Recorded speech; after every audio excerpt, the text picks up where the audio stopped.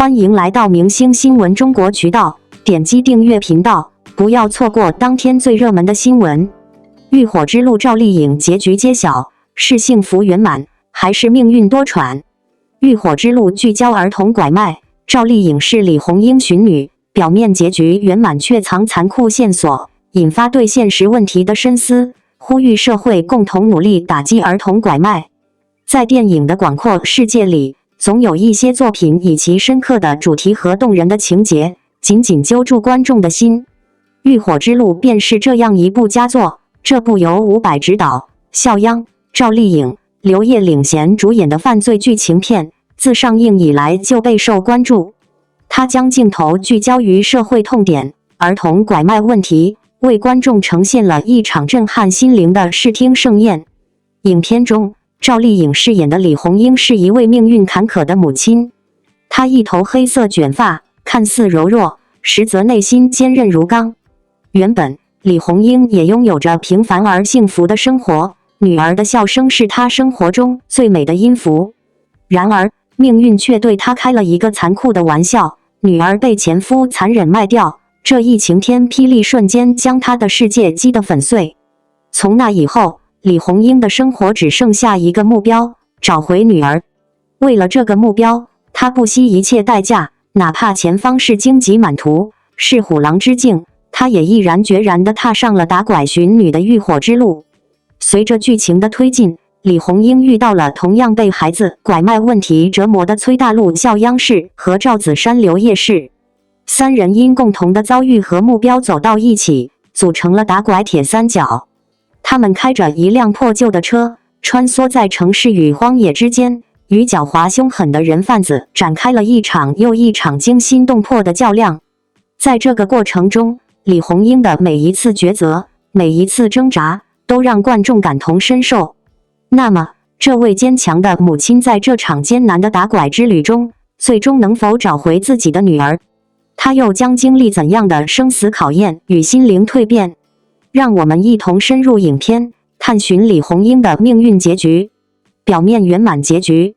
在电影的结尾，李红英迎来了一个看似圆满的结局。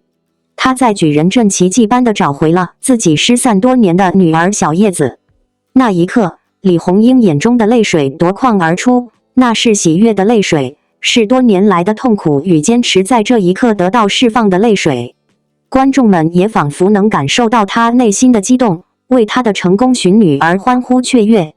不仅如此，李红英还和崔大陆组成了新的家庭，他们一起经历了生死考验，彼此之间的感情深厚而坚定。崔大陆对李红英的关心和爱护，让她重新感受到了生活的温暖。而电影彩蛋中，李红英微微隆起的肚子，更是为这个结局增添了一份幸福的色彩。这意味着她即将迎来新生命，开启人生的新篇章。这个圆满结局的设定，无疑给观众带来了极大的情感慰藉。在现实生活中，儿童拐卖是一个沉重的话题，无数家庭因此破碎，亲人离散。而电影中李红英的成功寻女，就像是一道光照进了黑暗的现实，让人们看到了希望。它让我们相信，即使面对再大的困难，只要坚持不懈，就有可能实现自己的目标。同时，这个结局也传递了一种温暖和力量，让人们感受到爱与亲情的伟大。它告诉我们，无论生活多么艰难，都要勇敢地走下去，因为总有一天，幸福会降临。隐藏的残酷线索。然而，当我们静下心来，仔细回味电影中的一些细节，就会发现这个看似圆满的结局背后，似乎隐藏着一些不为人知的秘密。这些细节就像隐藏在黑暗中的线索，暗示着真实的结局或许并非如此美好。在影片中，有一个情节令人印象深刻。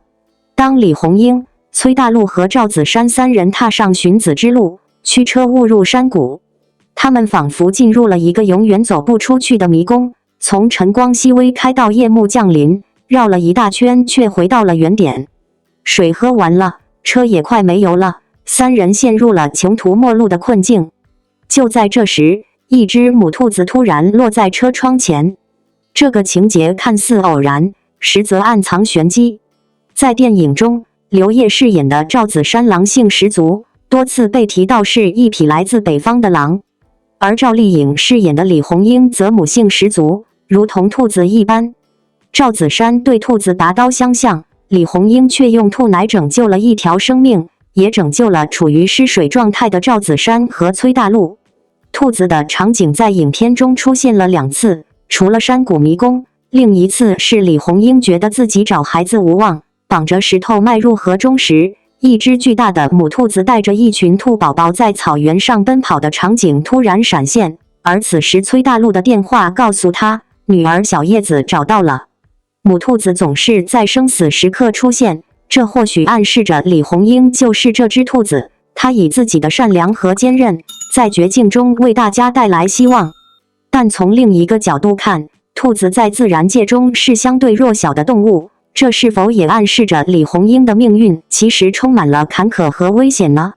还有一个细节不容忽视，纵观整部电影，几乎所有失踪孩子照片都是彩色的，唯独李红英女儿小叶子的照片是黑白的。这一细微的差别很容易被观众忽略，但却可能有着深刻的寓意。在电影语言中，黑白照片往往象征着过去、死亡或失去。这是否意味着小叶子其实早就离开了人世？李红英最终找到的女儿，只是她的幻想，或者是一种精神寄托呢？此外，电影中还有一些场景的色调和氛围，也给人一种隐隐的不安。比如，举人镇的画面总是笼罩着一层灰暗的色调，仿佛隐藏着无尽的罪恶和秘密。而李红英在寻找女儿的过程中所经历的那些艰难险阻，也让人难以相信她能如此轻易地迎来圆满结局。这些看似微不足道的细节，就像一颗颗隐藏在暗处的钉子，将看似美好的结局戳出了一个个漏洞，让我们不得不重新审视这个故事的真实性。真实结局推测。基于这些隐藏的线索，我们不妨大胆推测一下浴火之路的真实结局。也许李红英并没有真正找回自己的女儿，她在寻找女儿的过程中遭遇了重重危险，最终为了保护崔大陆和赵子山，像那只兔子一样牺牲了自己。而电影中看似圆满的结局，只是她在生命最后时刻的幻想。她幻想自己找到了女儿，和崔大陆组成了新的家庭，还迎来了新生命。这个幻想是他对美好生活的渴望，也是他在绝望中给自己的一丝慰藉。那么，崔大陆和赵子山的结局又如何呢？或许，赵子山在与犯罪分子的激烈冲突中，不幸英勇牺牲。他的复仇之火虽然熊熊燃烧，但最终也未能抵挡罪恶的侵袭。而崔大陆在经历了这一切后，带着李红英和赵子山的遗愿，继续踏上了寻找孩子的道路。他成为了寻亲团团长，将这份责任扛在肩上，为更多失去孩子的家庭寻找希望。他的坚持不仅仅是为了自己的孩子，更是为了那些在黑暗中等待光明的家庭。这种推测并非毫无根据，它与电影中的一些细节和情节相呼应。比如，那只母兔子的出现，暗示了李红英的牺牲；黑白照片的运用，暗示了小叶子和李红英的死亡。而崔大陆最终成为寻亲团团长，也符合他在电影中的人物性格和成长历程。他从一个因贪念而失去孩子的父亲，逐渐成长为一个有担当、有责任感的人。他的转变，让他在面对李红英和赵子山的牺牲时，选择了勇敢地走下去，为更多家庭带来希望。这种真实结局的设定，虽然残酷，但却更加深刻地反映了电影的主题。它让我们看到了儿童拐卖问题的严重性和残酷性，也让我们感受到了人性的光辉与伟大。李红英、崔大陆和赵子山在面对巨大的困难和危险时，没有选择退缩，而是勇敢的抗争。他们的精神值得我们敬佩。同时，这个结局也给观众留下了更多的思考空间，让我们更加关注儿童拐卖问题，为保护儿童的安全贡献自己的力量。不同结局的意义，无论是表面圆满的结局，还是隐藏在细节背后的残酷推测，都有着各自独特的意义。表面圆满的结局是观众情感的寄托，它让我们在黑暗中看到了光明，在绝望中感受到了希望。它给予我们力量，让我们相信正义终将战胜邪恶，亲情的力量是无穷的。这种结局符合大众对于美好事物的向往，也让电影在传达主题的同时，给观众带来了情感上的慰藉。而隐藏的真实结局，则更加深刻地反映了现实的残酷。它让我们看到，儿童拐卖问题的解决并非一蹴而就，背后有着无数的艰难险阻和牺牲。李红英的牺牲，赵子山的死亡，都让我们感受到了生命的脆弱和人性的坚韧。这种结局虽然残酷，但却能引发观众更深入的思考，让我们更加关注儿童拐卖问题，思考如何从根本上解决这一社会顽疾。从导演的创作意图来看，这种开放式的结局设计无疑是非常成功的。它既满足了观众对于美好结局的期待，又通过隐藏的线索，引导观众去思考更深层次的问题。观众在观影后，会对电影的结局进行讨论和解读，这也增加了电影的话题性和影响力。不同的观众可以根据自己的理解和感受，对结局进行不同的解读，这也使得电影具有了更强的艺术感染力。总结升华，《浴火之路》中李红英的结局，无论是表面的圆满，还是隐藏的残酷推测，都让我们对这部电影有了更深刻的理解。它让我们看到了打拐题材电影的深度和广度，也让我们感受到了电影艺术的魅力。同时，这部电影也让我们更加关注儿童拐卖问题。儿童拐卖是一个全球性的社会问题，它给无数家庭带来了巨大的痛苦和伤害。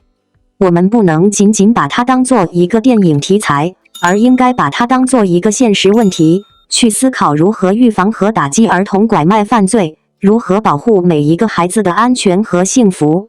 在现实生活中，我们可以通过加强安全教育，提高孩子的自我保护意识，加强家庭监护，不让孩子离开自己的视线，加强社会监督，及时发现和举报可疑人员等方式，为儿童的安全保驾护航。同时，我们也希望相关部门能够加大打击力度，完善法律法规，让犯罪分子无处遁形。只有全社会共同努力，才能让儿童拐卖这个社会毒瘤彻底消失，让每一个孩子都能在阳光下健康成长。《浴火之路》是一部值得我们反复品味的电影，它不仅为我们呈现了一个精彩的故事，更让我们对社会问题有了更深刻的思考。希望大家都能走进电影院，观看这部电影，感受它的魅力，也为预防儿童拐卖贡献自己的一份力量。赵丽颖，这位37岁的女演员，一直以来都以其清新脱俗的气质和精湛的演技深受观众喜爱。即便岁月悄然流逝，她依旧保持着令人惊艳的美貌和独特的气质。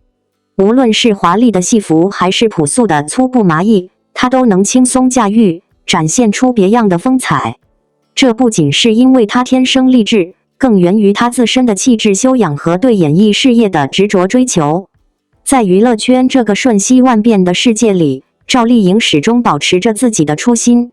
她从一个普通的女孩成长为如今炙手可热的女演员，并非一帆风顺，而是经历了无数的磨砺和挑战。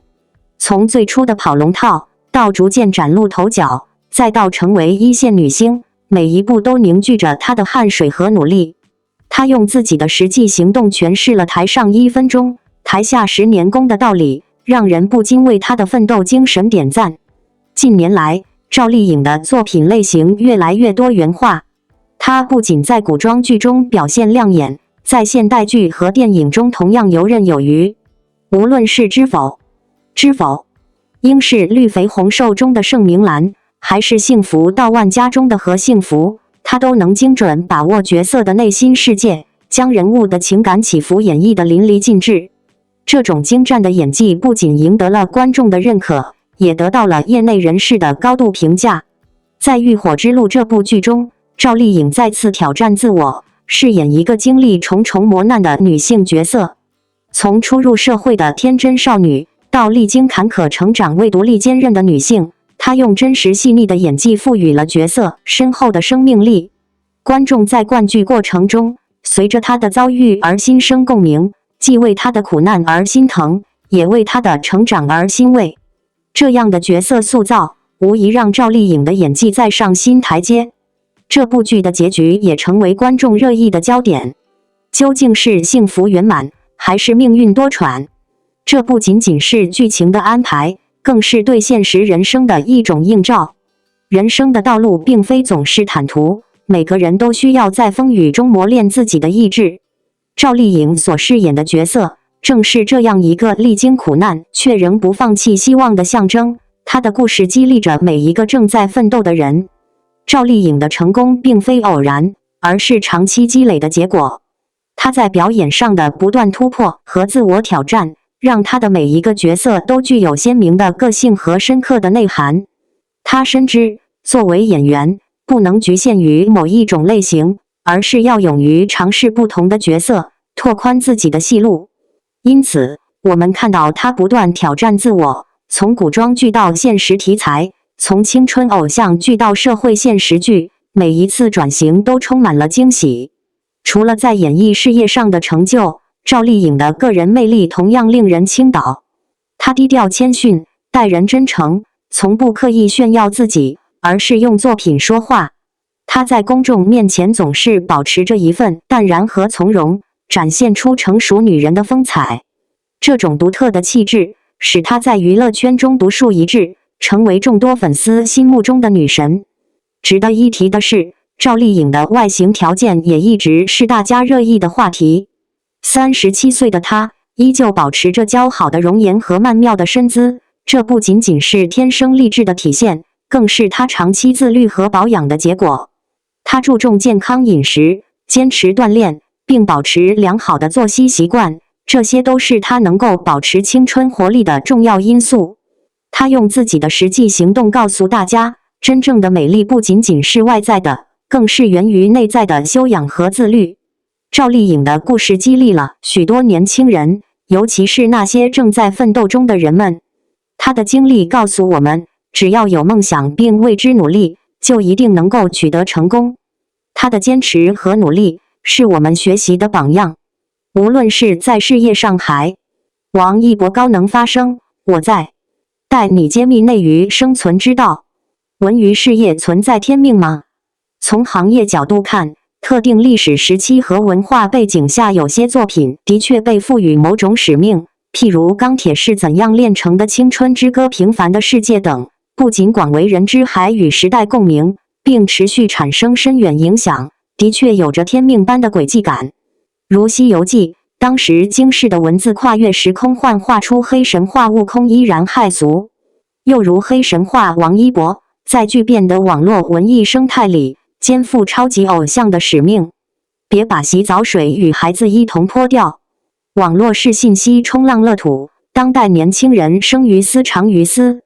互联网加的时代，随之而来的必然是文艺乃至社会文化面临适应性变革，在变革过程中自然也会有阵痛。譬如最近热搜很多人其实是轻微低智，吐槽网络文化窘境，科普育智人厌蠢症。然而，阵痛是新生命的前奏。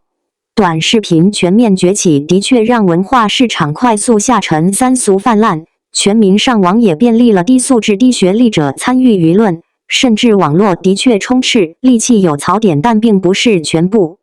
没有短视频时，锅也是让靡靡之音武侠小说游戏背着的。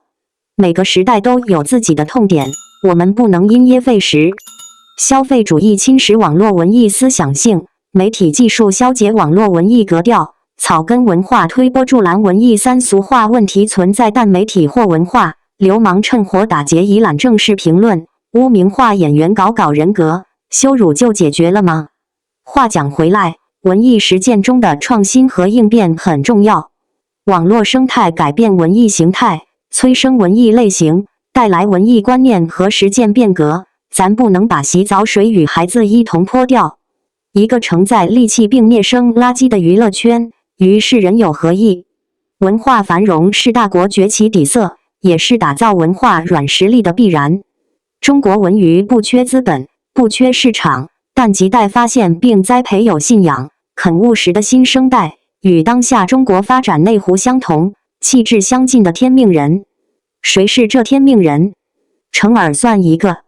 他说拍电影太贵，说他知道有很多电影人举步维艰，他一边用昂贵细节托起究极艺术美，一边因难以平衡巨大落差而暗自愧疚。包括人于拍摄的初衷，关注那些无力过年的人。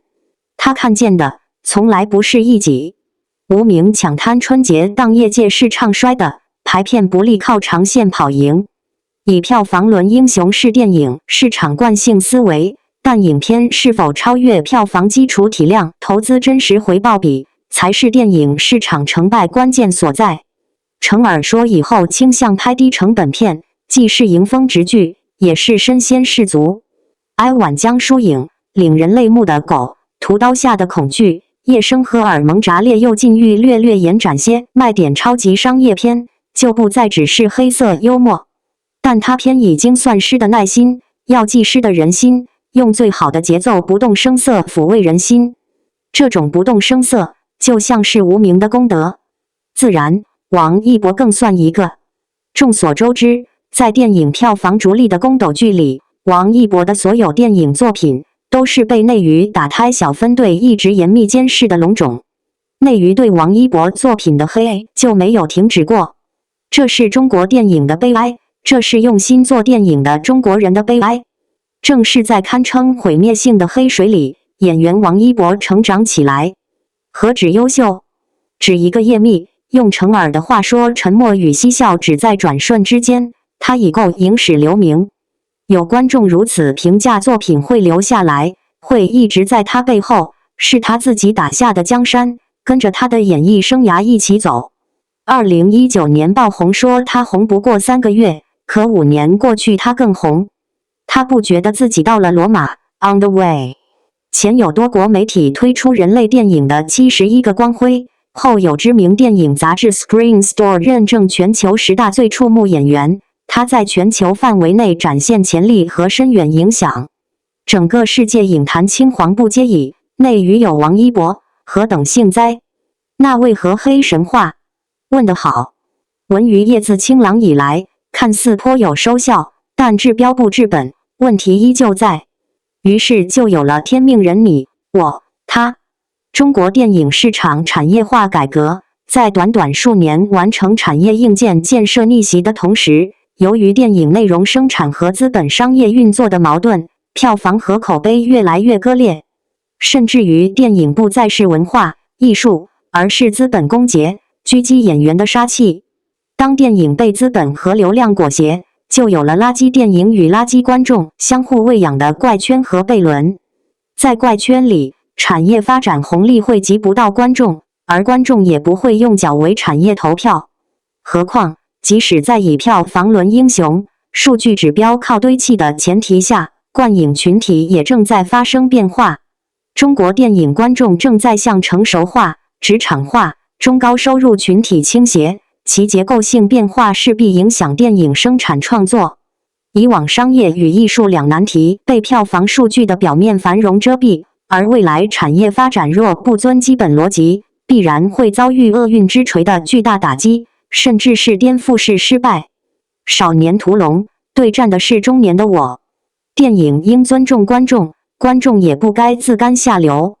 观众没有义务保护中国电影，但中国电影也理当拒绝饭圈化，此便是天命。一个散修没有拜帖不得入内。传统文化是正义必将战胜邪恶，但黑神话却是正义方才是邪恶的，要团结邪恶方打败看似正义方。为啥？因为权力异化，并非人人都含着金汤匙出生，但很显然娱乐圈例外。其实也不意外，毕竟就连基础教育领域尚且寒门再难出贵子。学霸的诞生越来越偏向富裕家庭，是教育的投资属性决定的，何况是寸步寸金的艺考生。因此当代娱乐圈充斥大量隐秘或不隐秘的二代，参见星辰大海青年演员优选计划。本意旨在选拔培养电影新生代，由前辈和业界大拿举荐，把关注点从谁进名单到谁推荐谁，很容易发现优选变成阴蔽。在榜者入选理由很难评，但其出身却清晰可见。当然，计划也吸纳了王一博，在圈内新生代几乎人均星辰大海后，这位 Battle 金鸡影帝的青年才得以在第4届姗姗来迟。是他站得不够高，难入方家法眼，还是他资质太平庸，无可傍身之际？都不是，只因在讲究门第出身的圈子里，他是一无家传，二无师承的散修。是，就影视说来，王一博是非科班，但就表演其绝非等闲之辈。以男团成员身份出道的他，是经历近4年韩娱 YG 公司的浴室练习，凭17科全 A 成绩出道的唯一中国籍练习生。他的唱跳功底是业内公认的专业，如何不是娱乐圈人中龙凤？何况以陈情岭蓝忘机出圈的他，并非是呈现像极爆剧的东风鸡犬升天，而是旋即以陪你到世界之巅际向空，有匪谢允、理想照耀中国蒋先云，风起洛阳百里弘毅，冰浴火陈宇，步步为营打下夯实江山。虽非科班出身，却宛如不偏科的学霸，令无数科班出身演员都望尘莫及，难道不弥足珍贵？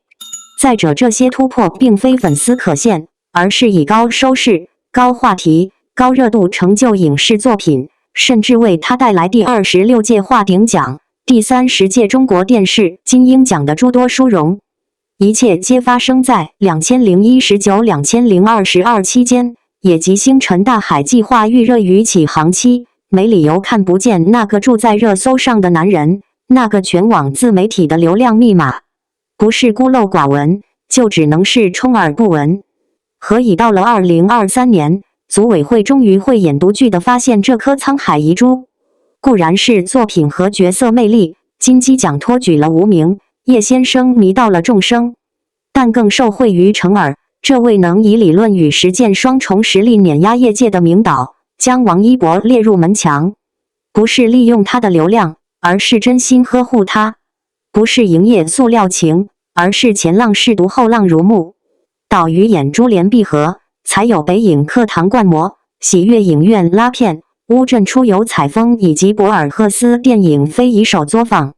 然而，比起一颗顽石毒在东胜神州奥莱国花果山内狱鲜包的寂寥，著名不卖座傲娇名导程耳也无法护无名周全的辛酸，未见稍好。曾记否？2022凛冬与2023朔风，早产物平，一星狙击，戾气汇成滔天黑水。地表最强阿莱65无缘 IMAX 场，上座率全靠影迷苟得住。观众费请望四谍战士灌影，才促成票房长尾效应，影史最鸡肋的边缘排片，创造9.13亿文艺片票房奇迹。终究，作品才是镌刻进影史的永恒荣耀。君且看，电影3部曲下来，黑水究竟淹没谁家院？朔风摧折哪家旗？耍流氓的幽灵票房和超能力虚假繁荣如潮退去，而无名长空热烈却以国家名片的意义矗立在世界面前。这才是赢。正经导演，正经演员，不炒流量，不消费情怀，踏踏实实拍戏多好。然而贵圈仿佛全员恶人，好不容易出个清流，却还要被当作异类围剿。如程耳在热前7行霸市的世道，也只能电影台词夹带私货，弱吐槽电影是拍给下个世纪的人看的。未必笃爱黑色幽默，但它的存在本身就是黑色幽默，一边努力和光同尘，一边耿直与周遭为敌。超级商业片余悸未消，超级文艺片驾到，被全网不定期薛定谔式杀青。低调的人与被动触发了省流宣发技能，又何尝不是黑幽默？原来看见优秀到承认优秀的路这么漫长。面对没有拜帖的散修王一博，这个圈子硬是死撑到不能再撑时，方才不冷不淡道了一句：“进来吧，玉帝老儿俺的金箍棒俺做主。”黑神话，悟空天庭与灵山势力怀柔，企图只不与他试管，不与他俸禄，且养在天壤之间，收他的邪心，求清净。但黑神话，王一博天庭与灵山势力怀柔，大约喜思其语，怒思其夺，对笼络王一博这件事存着得不到就毁掉的心。经历金鸡六流量，玉兰养捕牢，回头再看当初的金鹰奖，像不像那收买人心的 title 弼马温与齐天大圣？这些年穿百衲衣吃百家饭，是王一博实力使然，本质上更是资本在得不到就毁掉的尝试中吃瘪，不得不妥协的结果。天庭与灵山不代表行业，却是构成行业生态的门阀政治、艺术藩篱与资本圈层。变味的娱乐资本，中毒的粉丝经济，流量灰色产业链里的利益，都是吃良性市场的人血馒头。他那句不喜欢的都拒绝了，实质是拒绝成为资本禁脔。从血洗不夜天到讨伐白玉兰，王一博黑神话是艺人成长在稀有语境下的演绎。君子爱财，取之有道，他可以做主持，顺便把跳舞的钱也赚了，但绝技不肯端起碗吃饭，放下碗骂娘。忠于自我，尊重观众，做不了资本赚快钱的傀儡与爪牙。对掌权者而言，本事大、胆气大都不可怕，怕的是不可控。不可控是王一博令资本忌惮的特质。这受惠于他没有软肋。什么是艺人的软肋？实力。从带货电影到带货体育，实现流量赋能；从娱乐赛到切体育赛道，印证斜杆效应；从能力跨界到人气破圈，建构格局护盾；从国潮风尚到文化出海，彰显偶像力量。它不仅是奥运文化的心智生产力，也是娱乐文化的心智生产力。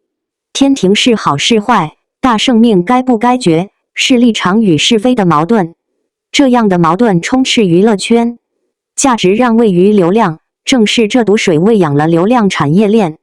资本对垒间不惜颠倒黑白，文武百官救太子不惜拉踩小镇做题家，文化流氓债出文盲法器给竞争者甩锅。立场面前，真相重要吗？既然已经站了队，便只能是我是他非，这就是黑神话之黑。就像黑神话游戏，玩家只有带入邪恶方才符合剧情，点击最多18字。王一博的剧情其实也可不动，只需把性子收一收，稍微迎合资本，就好像黑神话悟空隐藏版结局，倘若天命人眼冒金光后反上天宫，游戏设计的讨伐声会少一大半。但这正是留白的精妙。谁是天命人？你。这一棒何不自己挥出？名利场里的派系斗争、资源争夺，强如大圣都无法随心所欲地活着。你是否还有勇气在认清生活的本质后，依然热爱生活？你是否愿意去反抗、去斗争？